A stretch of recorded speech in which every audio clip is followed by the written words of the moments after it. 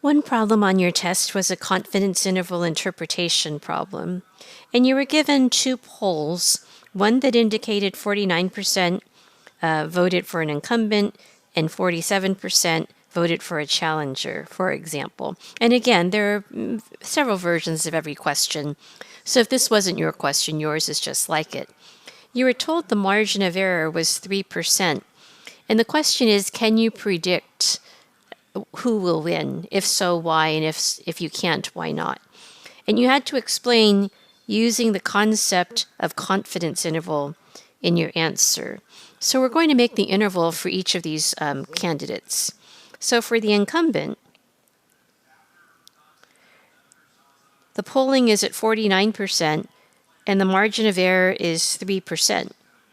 That means it could be as high as 52%, or as low as 46%. So this is the range for the incumbent. For the challenger, in this problem, the challenger was at 47% plus or minus 3%. So 47% plus 3% would take us to 50%, and minus 3% would be at 44%. So is there a clear winner in this problem? Well, no, because in this case, the confidence intervals overlap. If I were to make the incumbent is going from 0.46 to 0.52.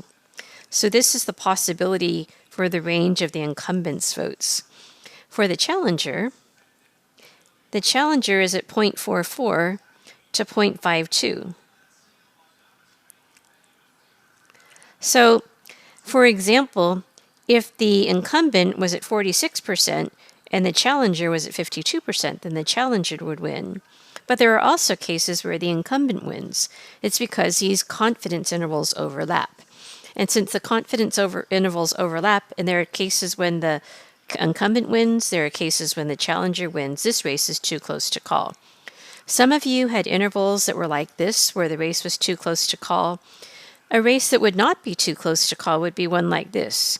If one candidate's interval is here, and the other candidate's interval is here, then clearly this candidate is going to win. Because even if he does as poorly as possible, he's still higher than the best that the other candidate can do. All right.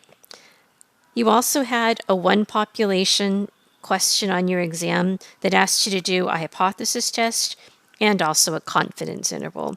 And there were many examples we did where we did a hypothesis test, we did a confidence interval, we asked how one supported the other. The directions that were on the test and an email or announcement that I sent out reminded you that if you were going to do a hypothesis test, you have to show all the parts of the hypothesis test.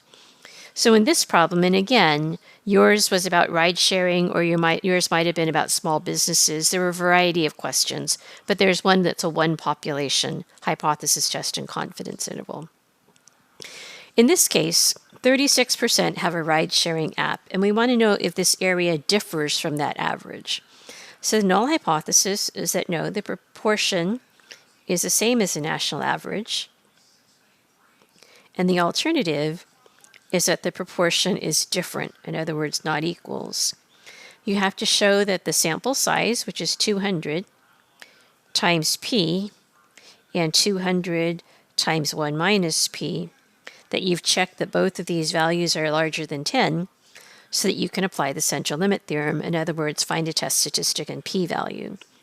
You would do this using StatCrunch. So StatCrunch would give you a test statistic and a p-value. And then based on those, you'd make a conclusion. So in this case, it's 94 out of 200 residents. So stat, proportion, one group, we have a summary. 94 out of 200. And we were testing to see if this was the same as 0.36 or different from 0.36. Let me just check our work to make sure I have those values correct. Yes, 0.36 and 94 out of 200. Okay. So we want a hypothesis test first, so we would compute Here's our test statistic and p-value, so 3.24.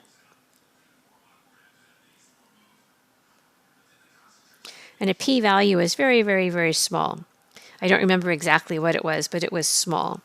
Now what that means is that the probability that this is true is so small you don't believe it, you reject it. And now we'll write our conclusion. Evidence suggests. And remember that you always finish this with your alternative hypothesis in plain English. In other words, evidence suggests this area differs from the national average. Now remember, there's different versions of the exam, so you may have had a p-value that did not lead you to reject the null hypothesis, and in that case, you would have a different conclusion. Use the sample data to construct a 95% confidence interval. Now you just said that this area differs from the national average, and this national average was 36%. 36% cannot be in your confidence interval, so we'll go back and we'll make the confidence interval. But we're probably going to get an interval here because 36% cannot be a believable value. You just concluded that this area was different. And so all you would need to do is come here, and this time instead of doing a hypothesis test, you would do a confidence interval. And you can see from these limits that we did get the interval we were expecting, an interval that did not contain 36%. Okay. And the final problem that we'll squeeze in is a two-population confidence interval. So in this case, they have a poll of full-time faculty and part-time faculty. And again, there are several versions of the exam, but you had a two-population confidence interval. There were 4 different contexts for it. So in this case, we have 35% in one, we have 46% in the other, and this was based on 800 faculty in each group. So for the full-time, it's 35% of 800. In other words, our sample size is 800, and the number that said that was what they believed was 35% of that, or in other words, 280. For the part-time, there were 46% of 800.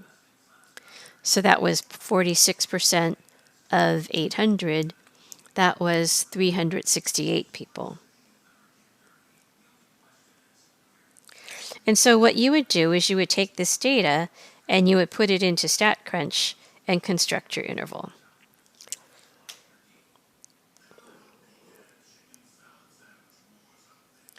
So again, stat, we're working with proportions. We have 2 groups in this case. So the first group was 280 people out of 800. And the second is 368 people out of 800. And in this problem, we're making a confidence interval. And so our interval comes out to be negative 0.158 and negative 0.062. All right, so let's go ahead and record that, and then we'll talk about what that means. So our interval is negative 0.158, negative 0.062.